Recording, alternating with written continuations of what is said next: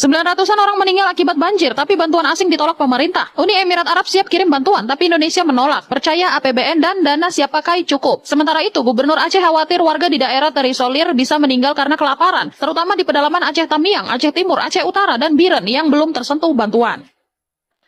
Bagaimana? Sudah kalian lihat kan bagaimana bangsatnya pemerintah pusat? Kemarin bilangnya tidak membutuhkan bantuan asing. Sedangkan Gubernur Aceh sendiri itu mendatangkan tim dari Cina. Jadi buat pemerintah pusat, kalian itu jangan cuma bisa merusak hutan kami yang ada di Sumatera, tapi tidak mau bertanggung jawab atas dampaknya. Sedangkan kekayaan alam Sumatera, kalian klaim sebagai kekayaan nasional. Tetapi dengan bencananya, kalian tidak mau mengangkat sebagai status bencana nasional. Bangsat nggak tuh? Presiden kita ini bisa dibilang ini guys pengkhianat terhadap rakyatnya ya, khususnya buat rakyat Aceh, Sumut dan Sumbar ya. Karena kenapa begitu? Karena dia menolak bantuan dari luar negeri gitu. Dia bilang kita masih sanggup itu, APBN masih sanggup menanganinya gitu guys ya. Karena di lapangan kan nggak begitu, bahkan ada yang meninggal karena kelaparan guys. Karena masih banyak yang belum tersentuh bantuan, khususnya di daerah-daerah yang jauh gitu, yang aksesnya terputus gitu guys ya. Tapi presidennya menolak bantuan dari luar negeri. Ini kan bisa dibilang pengkhianat terhadap rakyatnya sendiri gitu guys. Mungkin karena takut kali ya boroknya terbongkar, makanya dia nggak mau orang luar masuk ke Indonesia guys ya, khususnya untuk ngasih bantuan gitu. Karena kalau orang luar masuk kan bakal nyariin gitu, kenapa sih bencana ini bisa terjadi ya kan. Sedangkan presiden kita kan tahu sendiri kan, lahan-lahan dia kan banyak banget ya, khususnya di Aceh guys, itu gede banget lahan dia gitu guys. Makanya netizen pun nggak akan tinggal diam guys ya, rame-rame menyindir dan mengkritik habis-habisan Bapak Prabowo ini guys. Jadi nggak usah lama, langsung aja ke komentar politik di Mexos. Prabowo bersyukur bisa menangani sendiri bencana banjir di Sumatera tanpa bantuan pihak asing. Sebagai salah satu dari 58% orang yang memilih Bapak, saya rasa saya punya hak untuk mengkritik Bapak karena saya secara langsung telah memilih dan menunjuk Bapak sebagai Presiden Indonesia, sebagai orang yang memimpin negara ini. Karena ego itu Pak, karena ego ini yang tidak mau menerima bantuan pihak asing, sehingga bantuan pasca bencana masih lambat Pak. Masih banyak wilayah-wilayah terisolir. Bahkan di update terbaru dari Ferry Irwandi mengatakan banyak masyarakat di sana kekurangan air bersih, dan ironinya masyarakat terpaksa mengkonsumsi air bekas air hujan atau air genangan yang disaring untuk dikonsumsi. Itu baru masalah air Pak, belum masalah yang lain.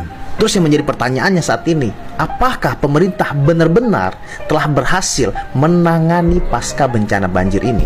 Akibat ego ini, ego yang tidak mau menerima bantuan pihak asing, ego tidak mau menetapkan bencana ini menjadi bencana nasional, padahal nyawa yang melayang sudah ratusan, warga yang terdampak sudah jutaan. Mau sampai kapan baru mau menetapkan status bencana ini menjadi status bencana nasional? Ataupun kalau tidak mau menetapkan sebagai status bencana nasional, minimal mau menerima bantuan dari pihak asing. Ngakui aja kalau kita nggak mampu, kita nggak sanggup.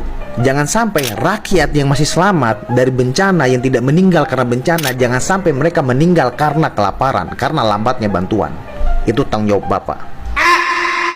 Hei pemerintah, yang mau bantu Aceh, Sumatera Utara, dan Sumatera Barat itu banyak. Dari negara lain itu banyak yang ingin membantu. Jangan kau hambat bantuan itu.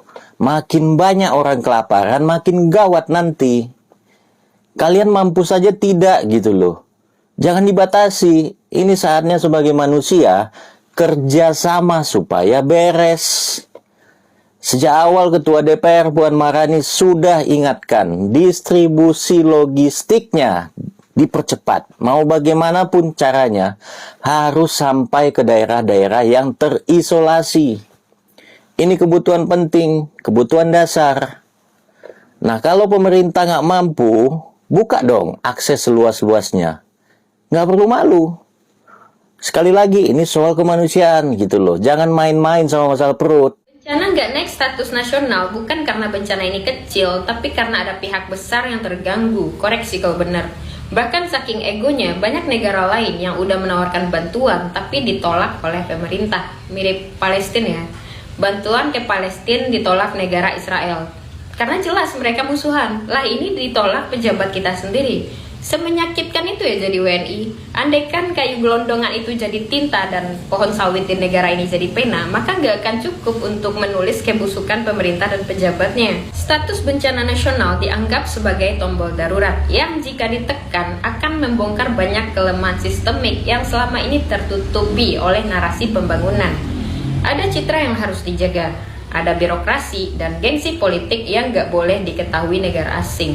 Ada ketakutan defisit APBN. Bencana di Sumatera seringkali mengungkap kualitas infrastruktur yang buruk dan ini akan menjadi perhatian dunia. Kalau itu terjadi, akan ada audit internasional sehingga pemerintah lebih suka menjaga narasi bahwa ini bencana alam murni, faktor cuaca ekstrim daripada bencana ekologis yang disebabkan oleh kebijakan tata ruang yang buruk, korupsi dan lainnya.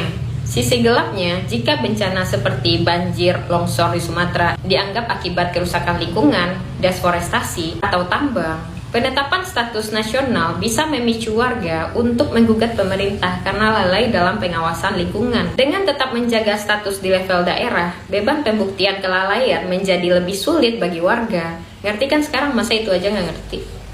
Dalam dunia internasional, status ini mengirim sinyal instabilitas dan membuat ragunya para investor. Pemerintah juga khawatir investor asing akan menarik modal dan menunda proyek infrastruktur di Sumatera jika wilayah tersebut dianggap zona merah yang nggak stabil secara hukum dan keamanan. Dan masih banyak alasan lainnya, termasuk Kementut main domino sama pembalap hutan liar. Jadi negara lain itu nggak boleh tahu. Cukup kita-kita aja yang tahu kalau pemainnya itu orang dalam. Koreksi kalau benar. Kerja keras nih buzzer di akun gua. Tulis pendapat kalian di drop comment share video. Apalagi yang tuh jawab logikanya. Ya pusat dong. Nah, dalam keadaan bencana ya tetapkan ini status bencananya supaya koordinasinya lebih mudah. Ya. Pak Prabowo, ini presiden yang paling lucu, paling ini. Suka joget-joget gemoy, suka omon-omon. Luar negeri mau ngirim bantuan ke Indonesia, bantuan tentang bencana alam, ditolak sama pemerintah. Katanya pemerintah mampu. Kalau mampu, lo nggak perlu pakai donasi. Kalau lo mampu, tuh masih banyak tuh kelaparan itu. Alasannya nanti kendala ke sana. Kalau memang kendala itu otomatis kan harus diiniin. Kalau Indonesia tidak mampu, ngomong aja tidak mau, dosa pakai gengsi.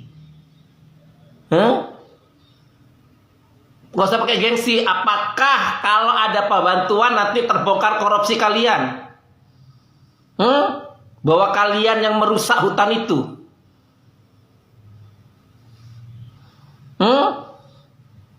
Makanya kalau pemerintah, gini loh, kadang-kadang lucunya di sini letaknya. Presidennya omon-omon, menterinya bosok, menterinya otaknya semuanya, menteri-menteri otaknya goblok semuanya. Kenapa gue bilang goblok? Lihat aja, pakai pakai ini, semuanya saling melempar, salah lempar salah sini, bukan mencari solusi, saling melempar kesalahan. Ini letaknya kalau memilih presiden jadi omon-omon, jadi mencari menteri omon-omon. Menterinya jadi busuk semua. Visi misi nggak ada, joget gemoy, kalian terima, kalian ini, langsung ini karena uang 20.000. Menikmatinlah hasil kalian. Kalau ada bencana kalian tidak akan dihiraukan. Kalau ada bencana, ada apa? Mana pemerintah hadir? Pemerintah hadir untuk apa? Untuk mencari muka, posting sana, posting sini. Tapi solusi nggak ada. Selaras.